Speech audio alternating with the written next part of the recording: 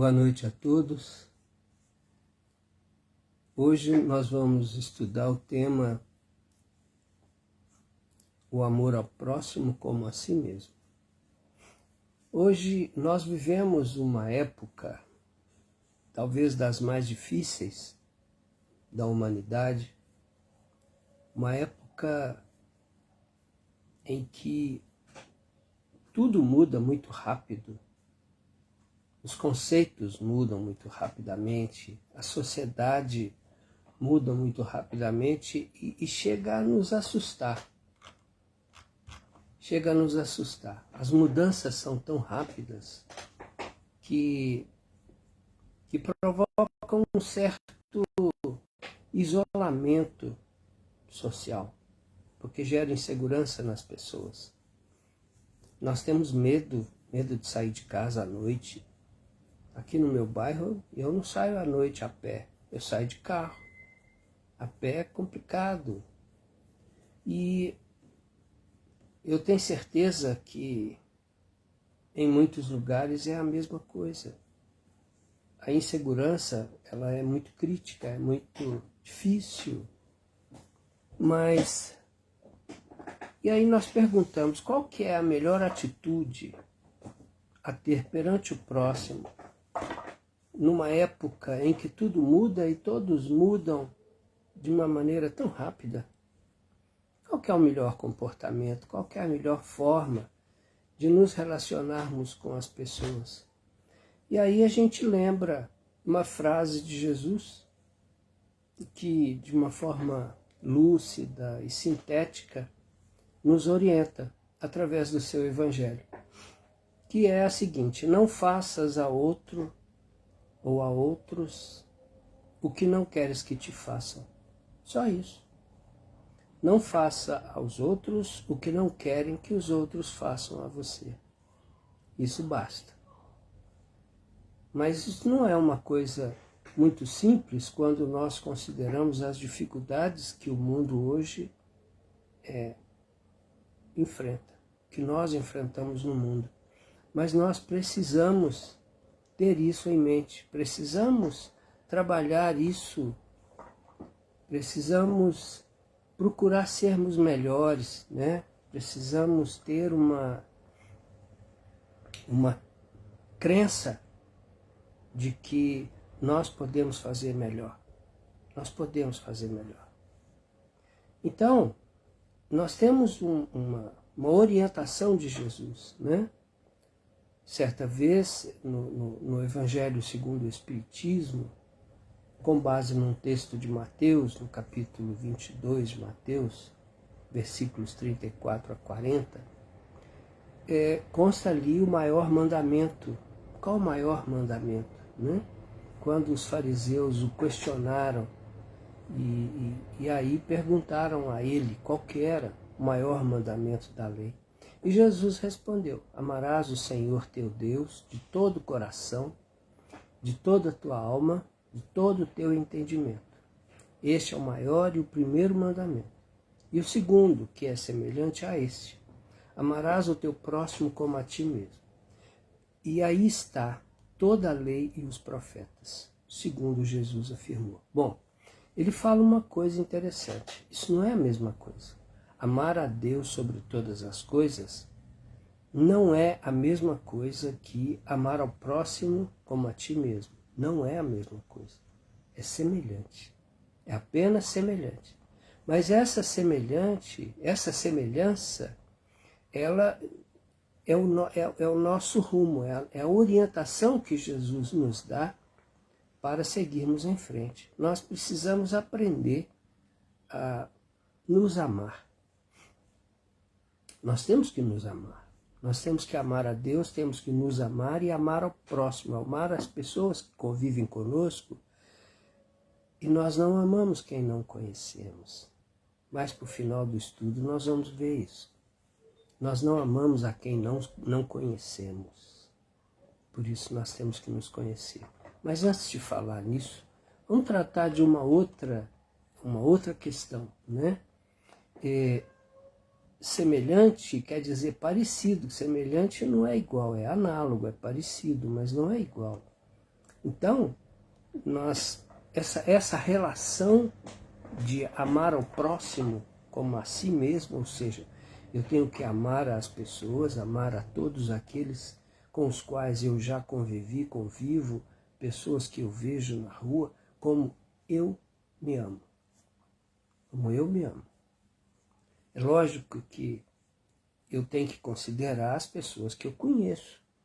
Eu não posso considerar as pessoas que eu não conheço. O próximo aí, eu tenho que considerar aqueles que estão mais próximos de mim, aqueles com os quais eu convivo no meu dia a dia, no meu trabalho, na minha vida.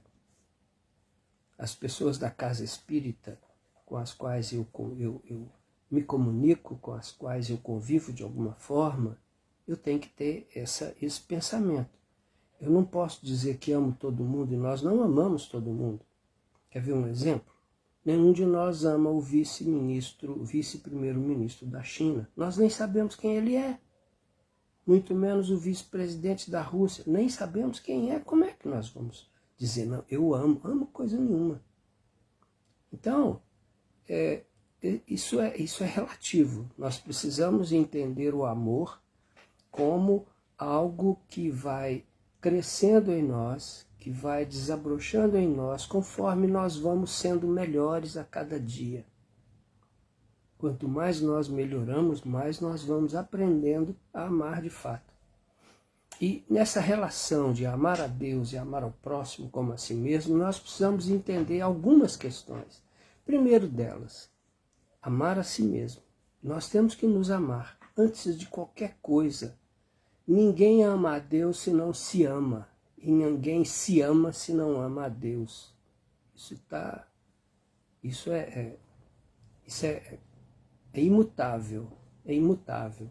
Então, o que é o amar a si mesmo? Antes de mais nada, quando uma pessoa diz que se ama, ela tem autoestima. É a autoestima, estima de si mesmo.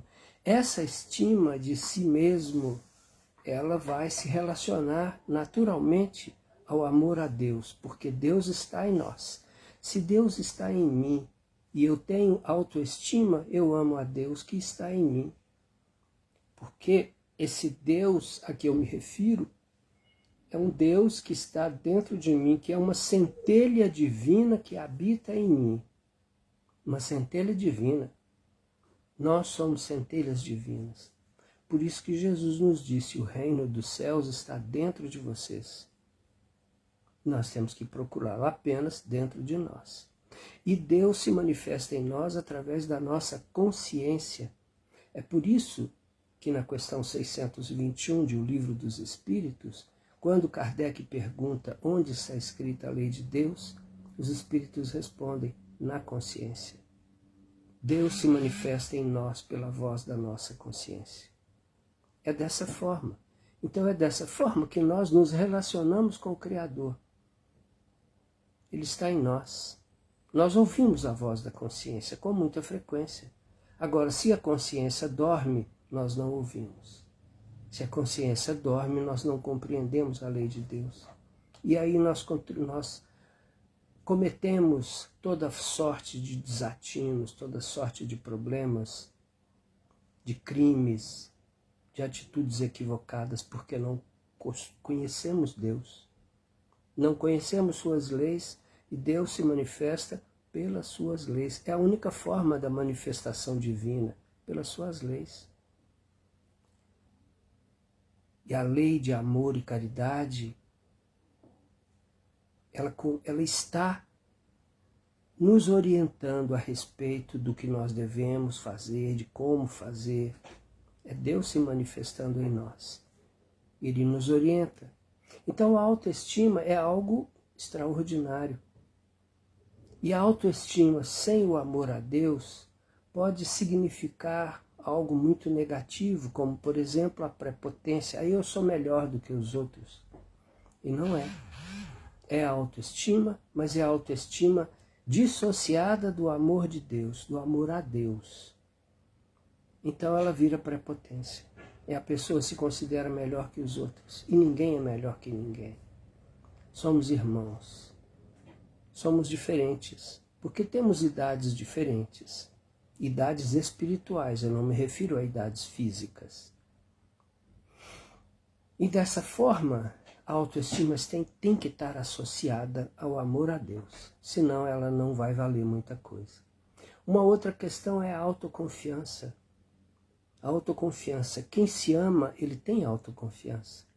Mas essa confiança, essa autoconfiança necessita estar vinculada ao amor a Deus.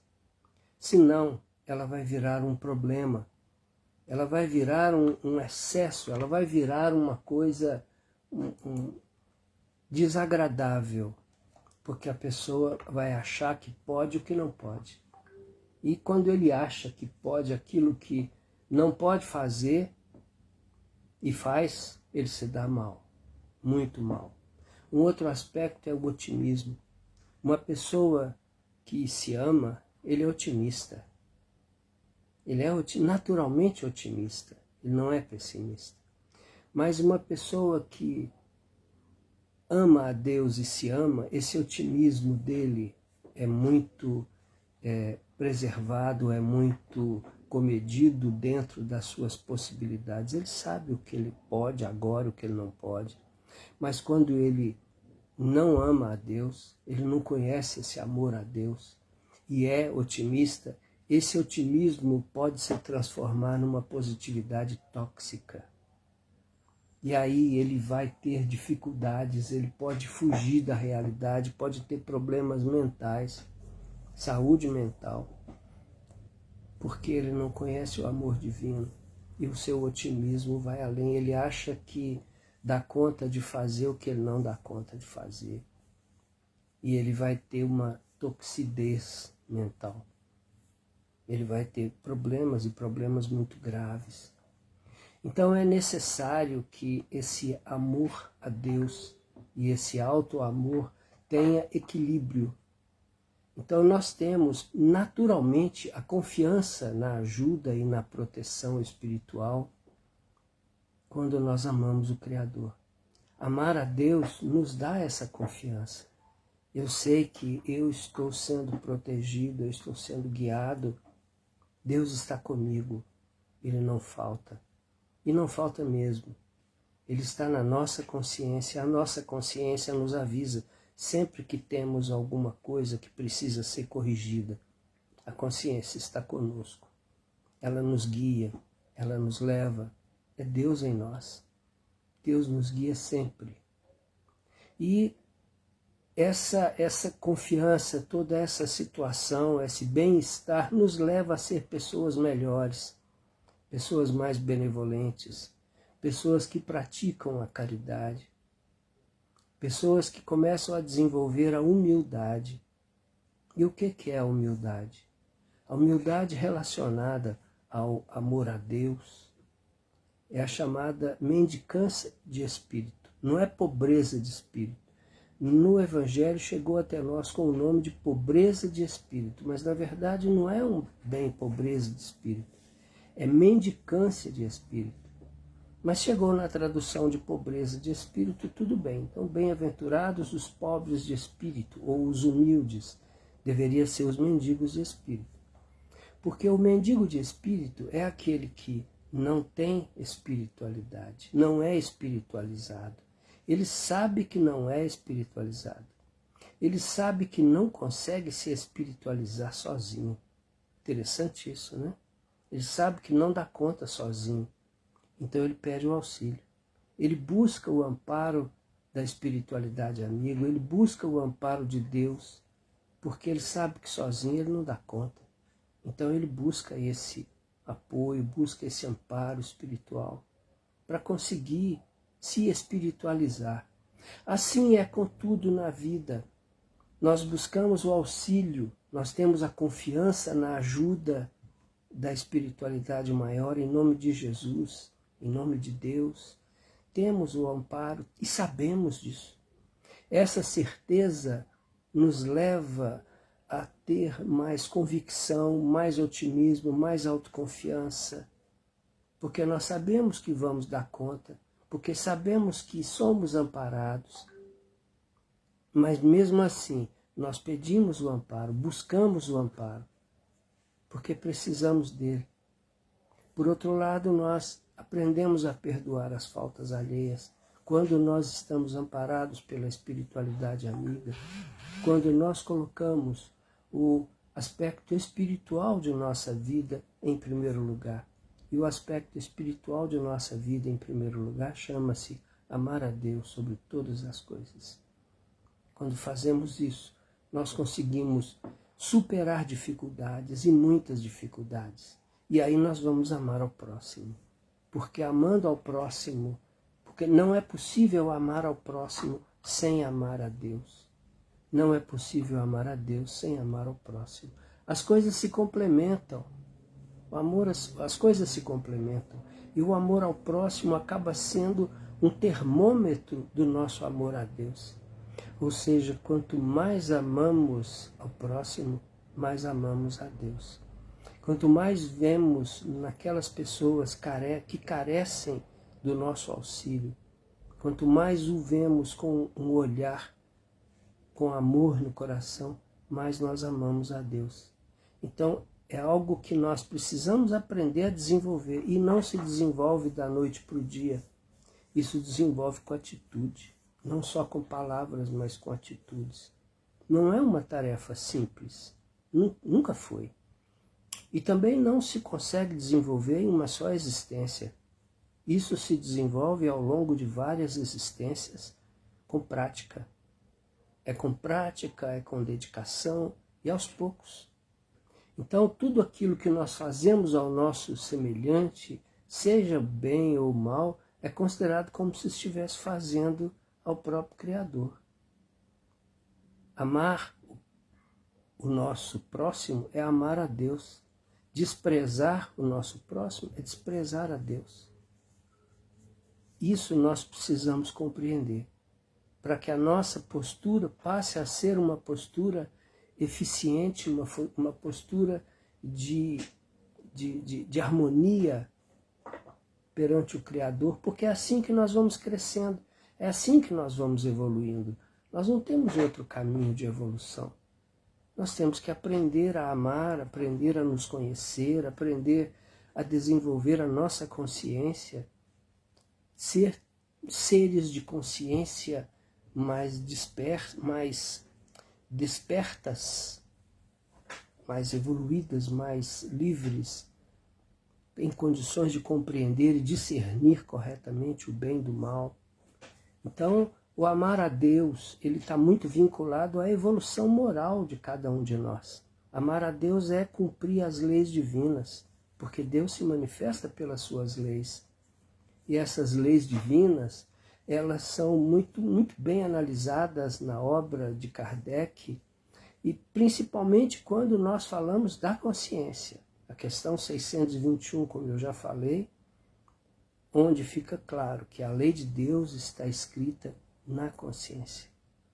Nós precisamos entender isso, porque a consciência, quando dorme, ela é motivo de problemas e problemas muito graves. E aí nós perguntamos, será que nossa consciência está desperta o tempo todo? Joana de Ângeles nos fala de alguns níveis de consciência que eu achei interessante. Não foi ela que falou primeiro sobre isso, não. Quem falou primeiro sobre isso foi um pensador russo chamado Gurdjieff. E a divulgação desse conceito para o Ocidente se deu através de um discípulo dele, chamado Pedro Ouspensky. E Divaldo Franco, que fez a divulgação dessa teoria apresentada por Gurdjieff e por Ouspensky, a respeito do desenvolvimento e dos níveis da consciência. E um dos níveis mais baixos, né, que ele fala é a consciência de sono. A consciência de sono é quando a pessoa não conhece Deus, não sabe das leis de Deus, e a maioria das pessoas no planeta Terra ainda vivem sob o nível da consciência de sono. E muitas vezes são religiosos, têm práticas religiosas em qualquer que seja a sua religião, mas não conhecem Deus, não sabem do que se trata. Têm conceitos, evidentemente, equivocados a respeito, não só a respeito da divindade, mas a respeito da vida. Então, uma pessoa que não tem consciência do que está fazendo, ela não ama verdadeiramente, ela não se ama.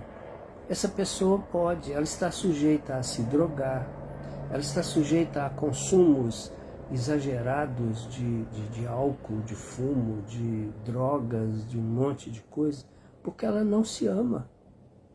Ela não se ama, ela não se conhece, ela não ama a Deus, ela não sabe nem o que ela está fazendo aqui. E a vida para ela é um sofrimento, é muita dor. E por ser muita dor, ela se esconde atrás de drogas, atrás de álcool, atrás de vícios diversos. E não só isso, não só isso. Outras questões como vícios morais, né? Como dificuldades diversas que a pessoa desenvolve ao longo da sua vida, ou das suas vidas, das suas existências, né? Vida é só uma, existências são várias.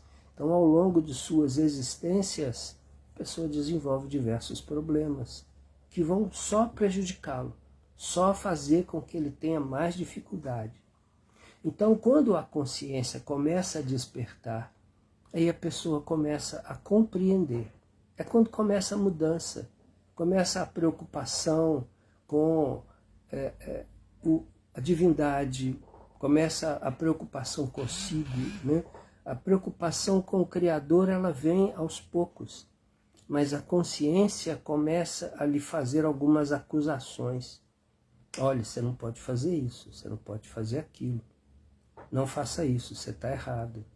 A consciência nos fala de uma maneira interessante, com uma voz lá dentro. A voz da consciência, né? É lá dentro de nós. É uma voz que soa de uma maneira diferente de todas as outras vozes. E é ela que nos mostra a necessidade que nós temos de aprender a nos amar, a nos respeitar. Porque esse respeito para conosco mesmo, ele é básico. E quando nós nos respeitamos a Deus, porque Deus está em nós. A consciência é a sua comunicação conosco. A consciência é a maneira que nós temos de fazer contato com aquele que está em nós, com o Criador, que está dentro de nós. E nós somos centelhas divinas em evolução. Então, nós precisamos aprender a observar a nossa consciência. O que nos diz a nossa consciência a respeito do que estamos fazendo? Será que nós estamos fazendo a coisa certa? Será que nós estamos vendo as pessoas como deveríamos, amando-as como deveríamos? Porque o próximo é o reflexo de Deus. É o reflexo de Deus, né? E Deus é essa inteligência suprema. E nós, como pessoas, como centelhas divinas em evolução, necessitamos conhecer isso, necessitamos nos preocupar com esse aspecto para poder sermos melhores, aprender a nos amar, aprender a amar a Deus, amando o próximo, conhecendo suas dificuldades, na prática da caridade, na prática da benevolência, na prática da misericórdia. São situações que Jesus nos mostrou, nos orientou a fazer, mas que na maioria das vezes nós não fazemos. Então, quando nós falamos em auto-amor, esse auto-amor, ele implica necessariamente um desejo de evolução, de sermos melhores, de respeito à própria vida, de respeito à vida do próximo, à vida do outro, né? Então esse auto-amor, ele acaba se tornando amor ao próximo, acaba se refletindo como o amor a Deus, porque é uma necessidade, o amor ao próximo é uma necessidade para a nossa convivência, porque nós não estamos sozinhos. Ninguém vive sozinho. Nós somos seres gregários. Nós precisamos dessa convivência com o próximo. E nessa convivência Nós precisamos aprender a tratar as pessoas como nós gostaríamos de ser tratados por ela, que é a orientação que Jesus nos deixa. Então, praticando, eu fiz aqui um monte de pequenas anotações, são 3, 5, 8 pequenas anotações, a respeito da prática do amor ao próximo em função da obediência dos ensinamentos de Jesus. Eu acho que dá tempo de falar de todas elas e mais alguma coisinha. Vamos tentar ser um pouco rápidos a respeito, para a gente não deixar nada para trás. Então, em função dessa obediência, né, aos ensinamentos de Jesus, um dos aspectos que nós estaremos praticando o amor ao próximo é quando nós perdoamos. Não 7, mas 70 vezes 7, cada ofensa recebida. É necessário, é uma necessidade, embora nós temos dificuldade disso. É natural que tenhamos dificuldades porque ainda somos seres em processo de evolução, somos espíritos de terceira ordem. Espíritos de terceira ordem são aqueles espíritos imperfeitos. Os espíritos de terceira ordem têm uma classificação enorme. Isso não significa que nós estamos lá embaixo, não. Nós podemos estar até relativamente mais perto da segunda ordem do que pensamos, mas ainda não estamos lá e ainda vamos demorar a chegar lá. Mas um dia vamos chegar. Então, a prática do perdão é uma necessidade. Nós precisamos disso. Não temos outra alternativa, porque o perdão liberta. A ausência do perdão prende. Uma vez um espírito obsessor, ele falou assim: vocês dizem que o amor liberta? Aliás, como é que foi que ele falou? O amor une. Falou que o amor une. O amor não une, não. O amor liberta, o amor solta. Quem une é o ódio. Olha o que ele diz, quem une é o ódio. O ódio une as pessoas. O ódio prende as pessoas. Assim é a ausência do perdão. A ausência do perdão prende as pessoas. E o perdão liberta. É como o amor liberta. O ódio prende. O amor liberta. O não perdão prende e o perdão liberta. Isso nós precisamos ter em mente. Porque isso é básico. O que é que nós queremos? Ser livres ou ficar presos àquilo que não desejamos? Então nós temos que aprender a perdoar. É uma necessidade evolutiva. Um segundo ponto, nós estaremos praticando o amor ao próximo quando nós paramos de nos queixar com as pessoas. Olha só, o que é a queixa? Reclamar. É pedir de novo. Reclamar é pedir 2 vezes. Reclamar.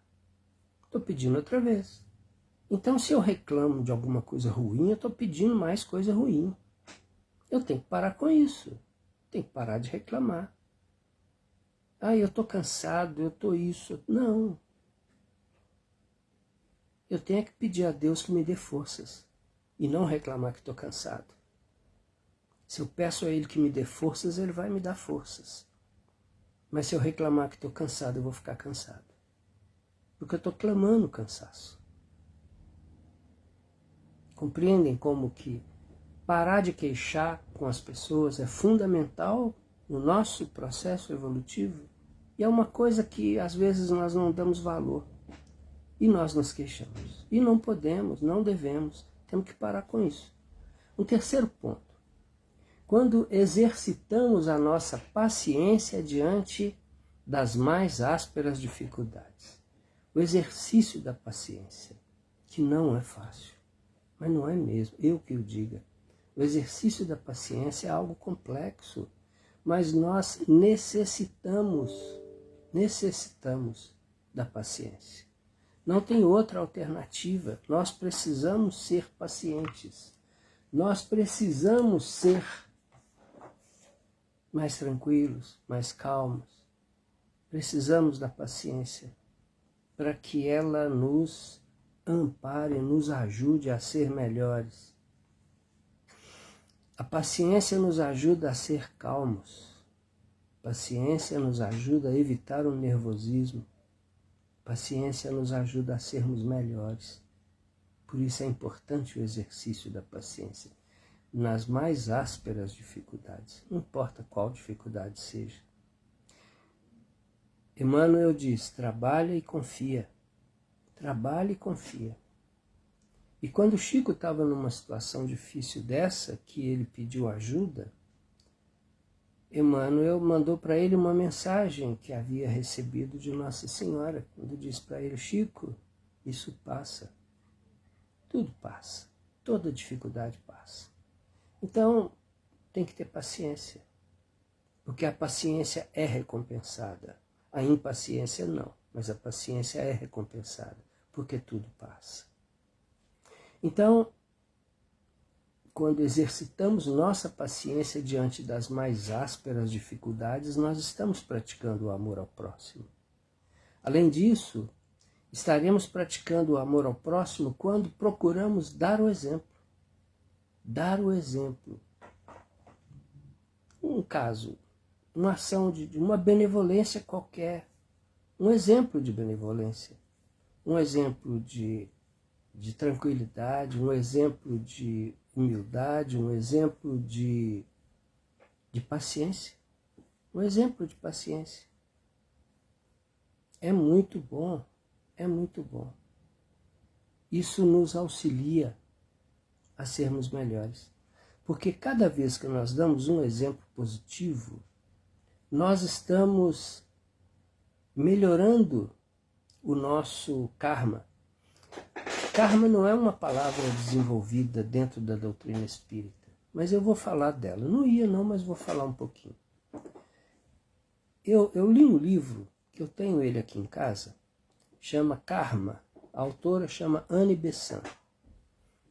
E a Anne Besant, ela descreve o karma como algo que, quando você, uma vibração que você emite, essa vibração pode ser na forma de um pensamento, pode ser na forma de uma ação, de umas palavras, algo que você emite, que você solta de si, dá de si, aquilo se mistura no éter, ela usa o termo éter, aquilo se mistura no éter e retorna para você, mistura no éter com outras emanações, outras formas semelhantes de pensamento, de palavras, de ações, de vibrações, porque tudo tem vibração.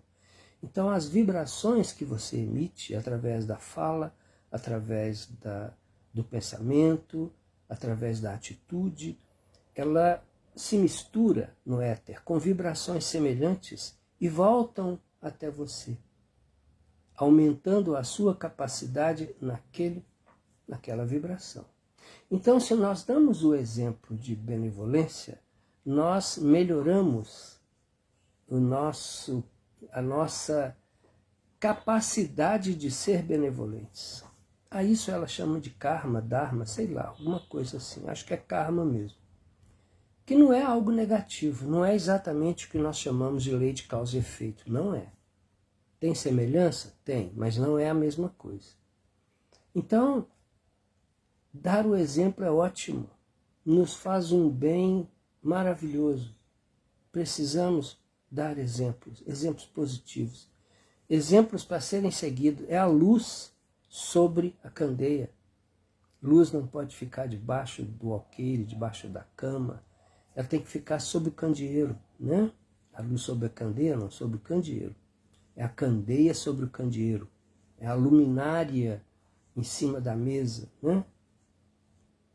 Ou no teto, para que todos vejam a luz. A luz tem que ser vista. Não se esconde a luz. Então, atitudes positivas têm que ser vistas sem extravagância, sem querer mostrar para pessoa, olha, eu estou fazendo bem. Não é isso. Não é isso. É dar o exemplo. É dar o exemplo. Só isso. Porque quando se dá o exemplo, a luz aparece. E a luz aparecer é muito importante. Então, quando procuramos dar o exemplo, nós estamos praticando o amor ao próximo. Um outro ponto é quando respeitamos a liberdade alheia. Quem disse que nós aqui estamos certos? Alguém pode ter a sua opinião completamente diferente da nossa. Completamente diferente. Independente do que seja, podemos falar de religião, como podemos falar de torcida por time de futebol, como podemos falar de aptidão. Cada um tem a liberdade de seguir o que quiser. Qualquer uma, não importa. Uma pessoa que é cristã não pode criticar a outra que é muçulmana porque é muçulmana. Ora, ele tem o direito de ser. A sua liberdade precisa ser preservada. Então, respeitar a liberdade alheia é uma demonstração de amor àquele a quem se respeita e ao Criador.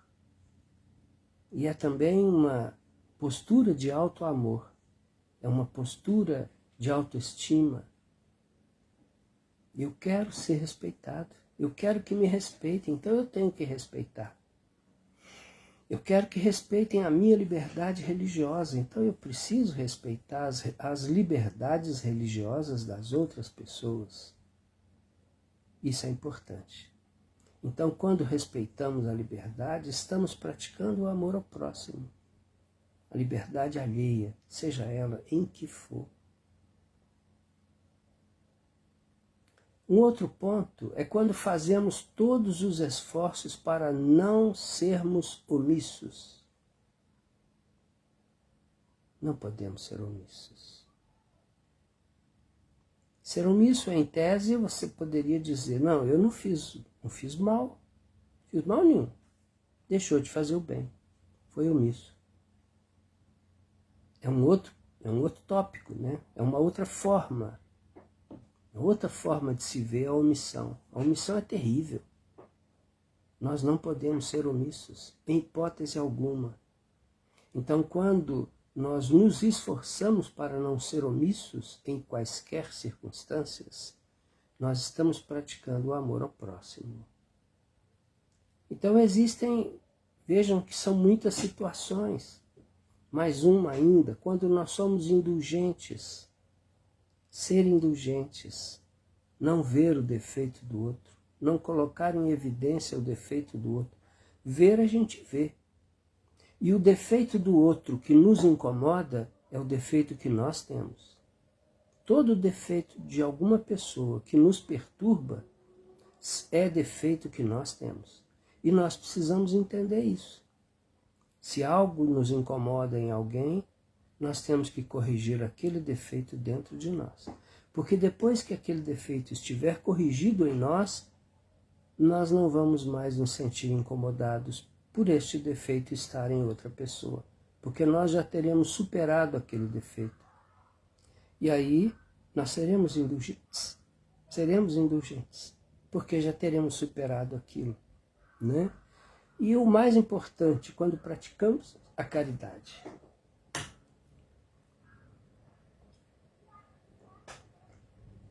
Quando nós praticamos a caridade, nós estamos indo no ápice, no caminho do ápice, né? A prática da caridade é algo fundamental nas nossas vidas. Tanto que existe uma questão no Livro dos Espíritos, única e exclusivamente voltada para a caridade, que é a questão 886 do Livro dos Espíritos, quando Kardec pergunta qual que é o verdadeiro sentido da palavra caridade, como a entendia Jesus. Caridade é a expressão máxima do amor, tanto que fora da caridade, Kardec já nos revela, fora da caridade não há salvação. Caridade é uma necessidade básica de todos nós. E como é entendido Jesus, segundo os Espíritos, é benevolência para com todos, indulgência para com as imperfeições dos outros e perdão das ofensas. Vejam, a indulgência está aí. A indulgência está aí. Então nós precisamos compreender essa postura, essas questões, né? Analisando cada um desses 3 tópicos individualmente, nós vamos ter a benevolência. Tem uma parábola inteira voltada para a benevolência. Benevolência é sinônimo de misericórdia. A parábola do bom samaritano é o exemplo mais extraordinário de benevolência que Jesus nos deixou através de uma parábola. Pena que ela é longa, não dá para a gente contar e discutir essa parábola, ela daria uma palestra. Então, a benevolência, ela significa demonstrar bondade, demonstrar boa vontade em relação a outras pessoas. Ela revela altruísmo. Olha só, o quanto é importante a benevolência. Empatia, ela demonstra empatia, demonstra altruísmo, boa vontade. Benevolência é tudo isso, é misericórdia. Um amigo é um ser benévolo porque tem boas intenções, é sincero, é compreensivo, é tolerante, é o amigo. Por isso que tem poucos, né?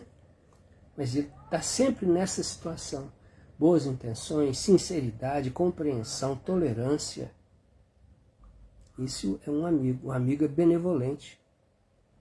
E a benevolência é aplicar a bondade ou o bem a alguém. Fazer o bem, ser benevolente. É um dos 3 pilares da caridade. Na parábola do filho pródigo, que eu não vou contar toda, mas o que aconteceu ali? 2 doutores da lei, se podemos dizer assim, um sacerdote e um levita, desciam de Jerusalém para Jericó, quer dizer, desciam do espiritual para o material. Se desespiritualizavam, se materializavam, eles desciam, é a queda, estavam em queda moral, por isso eles não viam o homem que também descia, também estava em queda moral, e em queda moral ele é assaltado, ele é vítima de vilões, de ladrões, porque ele está em queda moral, então ele se identifica com os ladrões, ele se identifica com o negativo e é alvo do negativo, é alvo dos ladrões, e é deixado ferido, nu, abandonado na beira da estrada. E passam os 2 e nada. E aí passa o bom samaritano que não descia, ele passava. Interessante que Jesus separa isso. Os 2 primeiros desciam para Jericó. Jericó era a cidade da riqueza, é a cidade material, cidade da riqueza material em Israel. Uma cidade baixa, mais de 200 metros abaixo do nível do mar. Ela fica às margens do Mar Morto, maior depressão do planeta. E Jerusalém fica a 750 metros de altitude, é uma das cidades mais altas de Israel. É a cidade das luzes para eles, né? Cidade luz, cidade da espiritualização.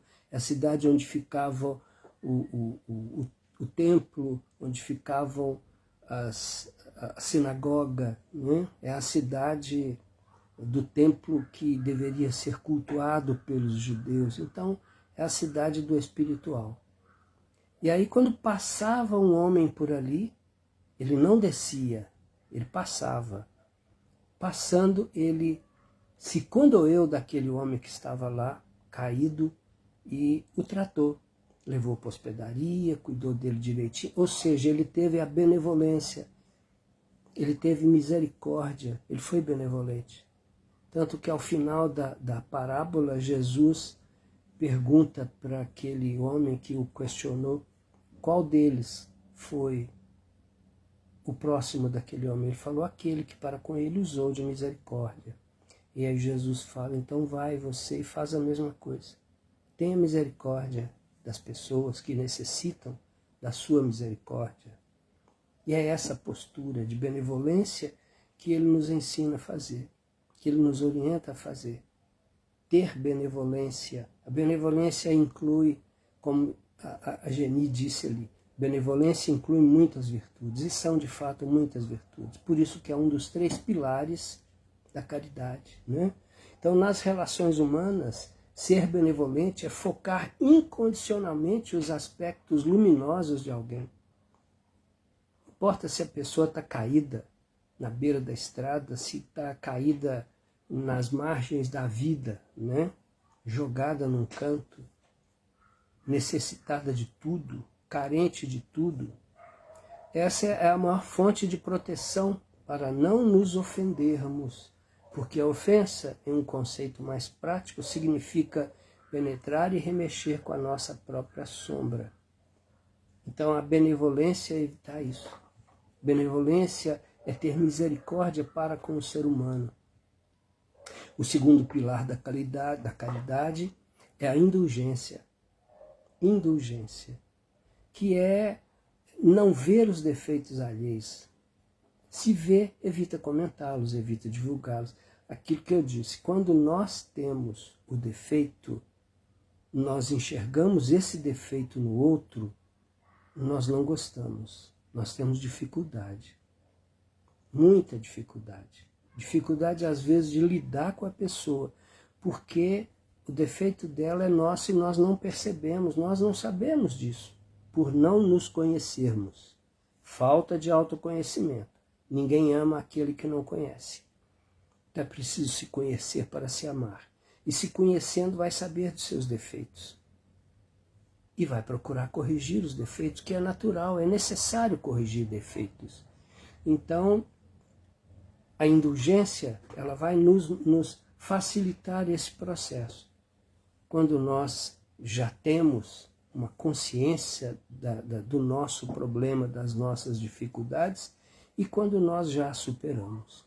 Então, ocultar os problemas, ocultar os defeitos alheios, evitando que se propaguem, evitando que a malevolência os descobre, tem sempre uma desculpa para não disfarçar, tem essas dificuldades, né? Mas é preciso não comentá-los. A indulgência jamais se preocupa com atos alheios, a menos que seja para prestar um serviço, prestar um auxílio, aí sim, mas ainda assim, com cuidado de atenuar tanto quanto possível. É necessário a indulgência.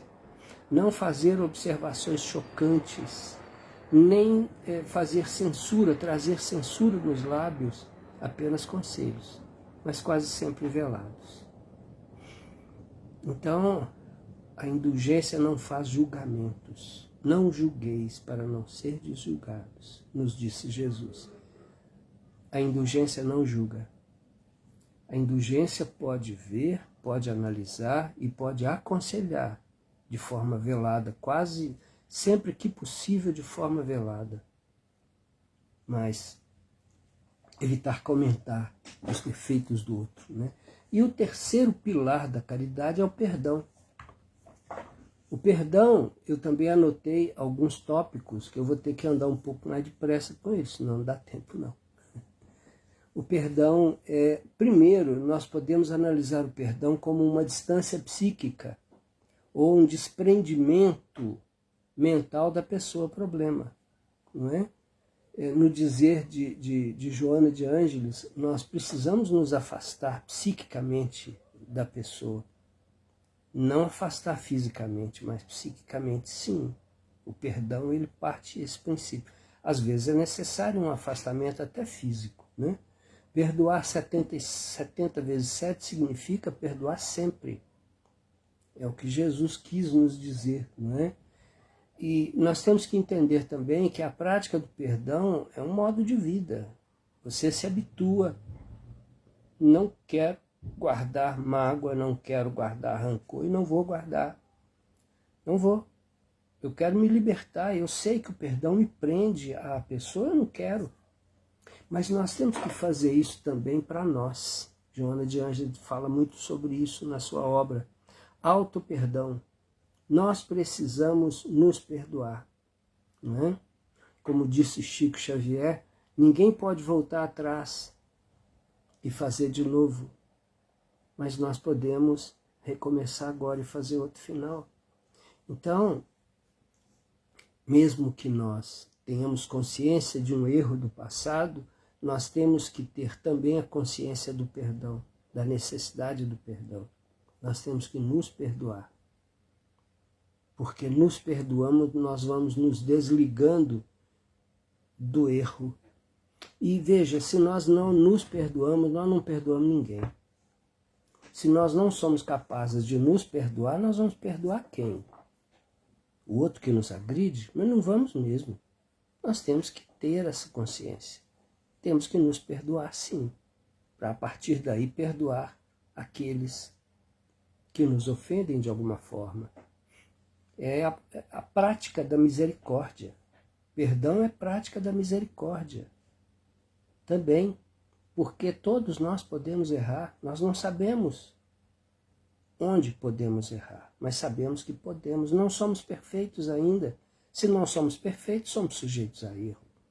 Então, amar-se é também perdoar-se. Porque amar é um ato de perdoar também. Quando nós amamos, quando nós nos perdoamos. Quando amamos alguém, nós perdoamos também. Então, como Jesus disse, Jesus nos coloca uma condição. Veja só. Pai, perdoa as nossas ofensas, assim como nós perdoamos a quem nos tem ofendido. Em outras palavras, ele diz, olha, meu Deus, se eu não perdoar, por favor, não me perdoe. Se eu não perdoar, não me perdoe. E é assim mesmo. O perdão, ele é dado a quem perdoa. A consciência vai nos dizer isso. A consciência vai nos dizer isso. É uma necessidade de perdão, de perdoar. Essa necessidade está presente em nossa vida desde sempre. Agora nós precisamos aprender a colocar em prática. Por que isso? Como disse Francisco de Assis, é dando que se recebe, é perdoando que se é perdoado. É dando que se recebe, é perdoando que se é perdoado. Então, a prática da caridade, esses 3 pilares, é fundamental no nosso processo de amar ao próximo, porque essas atitudes são atitudes de caridade, todas elas. Benevolência, indulgência e perdão são atitudes de caridade. Por isso nós precisamos aprender a ser caridosos. Mas para ser caridosos, nós temos que ser caridosos conosco. Para sermos caridosos conosco, para nos amar, porque a caridade é a expressão máxima do amor fraterno. Esse amor a que nós nos referimos é o amor fraterno. Jesus veio nos ensinar uma filosofia de vida com base no amor fraterno. Fraternidade, fazer ao outro o que você gostaria que o outro fizesse a você. Isso é fraternidade. Então, nessa postura de fraternidade, nós temos que nos conhecer. O autoconhecimento é uma necessidade para nós aprendermos a nos amar. Porque nos conhecendo, nós vamos conhecer Deus em nós. Porque o autoconhecimento ele está diretamente relacionado ao desenvolvimento da consciência, ao despertamento da consciência. E essa consciência desperta, lúcida, vai nos ensinar quem somos, o que estamos fazendo de nós, o que estamos fazendo da vida. Estamos agindo bem, estamos agindo mal, estamos nos melhorando. Nós temos que entender, primeiro, que ninguém ama ao próximo se não conseguir se amar. Ninguém ama a quem não conhece. Ninguém se ama de verdade se não se conhece. São 3 pontos fundamentais. E aí, na questão 919 do Livro dos Espíritos, Kardec pergunta: qual é o meio mais eficaz que tem o homem de se melhorar nesta vida e de resistir à atração do mal?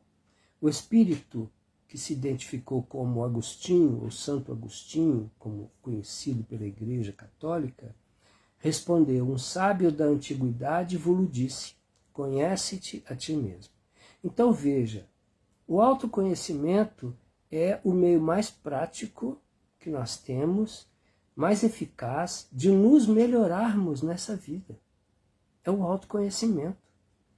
E é através dele que nós vamos resistir à atração do mal. Por que isso? Por que será que isso está relacionado? Porque se eu me conheço, eu conheço Deus em mim. Se eu me conheço, eu me amo. Eu vou me amar mais. Eu vou ter mais confiança em mim mesmo. Eu vou ter mais autoestima.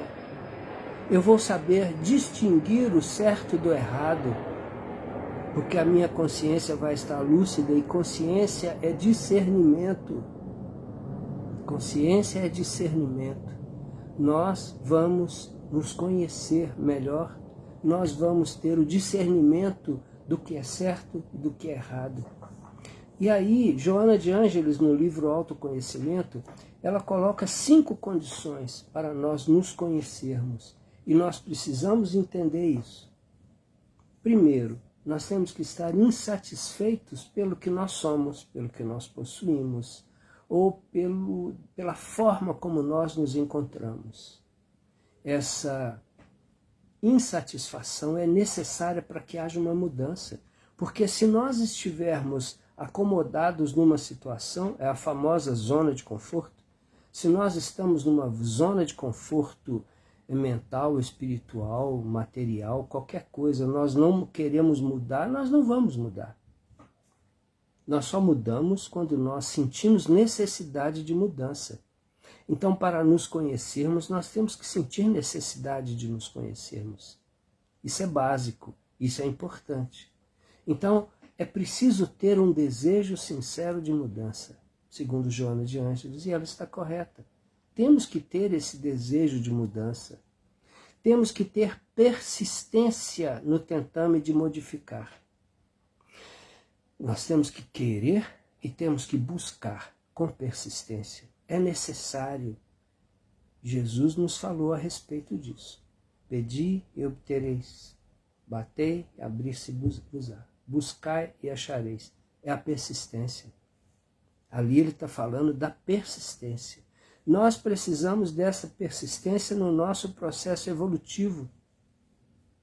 A persistência na parábola é para ganhar o pão. A persistência aqui é pelo pão da vida. O autoconhecimento. A verdade interior. Conhecereis a verdade e a verdade vos libertará. Cada um tem a sua verdade interior.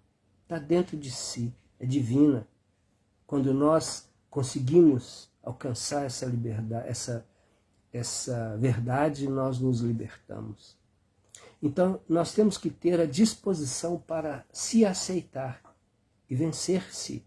Aceitar-se e vencer-se. Porque quando nós vamos nos conhecer, nós não vamos conhecer um mar de rosas. Nós vamos conhecer uma série de defeitos, porque prevalecem os defeitos. Nós vamos conhecer aquilo que nós necessitamos modificar. Nós vamos conhecer as nossas dificuldades íntimas. Nós vamos conhecer as nossas potencialidades. Nós vamos conhecer alguns projetos de virtudes que nós temos. Não virtudes prontas. Nenhum de nós tem ainda virtudes prontas. Alguns até podem ter algumas virtudes prontas, mas não muitas. Mas defeitos nós ainda temos. Nós ainda temos. E nós precisamos ter, além da disposição para aceitar-se e para vencer-se, nós temos que ter a capacidade de crescer emocionalmente. E capacidade de crescer emocionalmente chama-se humildade. Humildade. Nós precisamos ter a humildade para reconhecer as nossas necessidades, mas também a nossa capacidade. Nós precisamos ter humildade para reconhecer o quanto nós ainda podemos crescer e buscar esse crescimento com auxílio, o auxílio divino, o auxílio que vem, o auxílio que não nos falta quando nós sabemos buscar.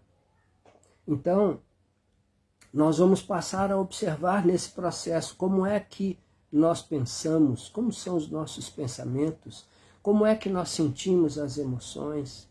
E é aí que nós vamos nos conhecendo, né? Como é que nós reagimos frente ao mundo.